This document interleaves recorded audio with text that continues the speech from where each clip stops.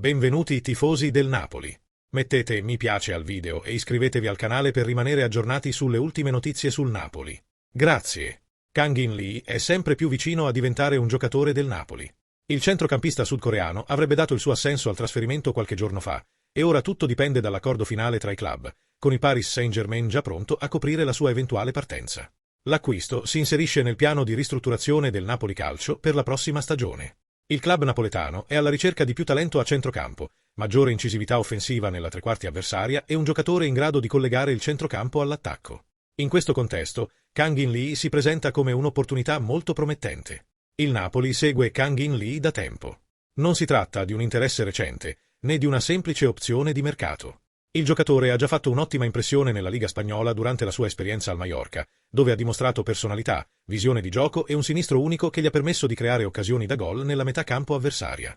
A 25 anni, il nazionale sudcoreano è all'età ideale per fare un salto di qualità. Ha avuto momenti di spicco al Paris Saint-Germain, ma non ha sempre trovato continuità nelle partite importanti. Per questo motivo, l'opzione offertagli dal Napoli è fondamentale, un progetto in cui sentirsi più importante.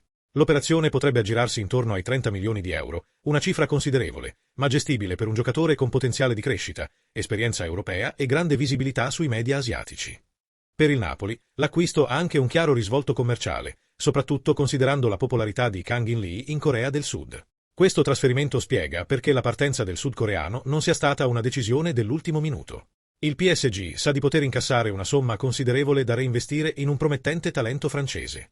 Inoltre, Akliuke si inserisce perfettamente nella recente politica del club di dare priorità ai giovani giocatori versatili con potenziale di crescita all'interno del progetto. Per il Napoli Calcio, questa pianificazione da parte del club francese è un buon segno. Se la società parigina accelerasse la ricerca di un sostituto, le trattative per Kang In Lee potrebbero entrare nella fase decisiva.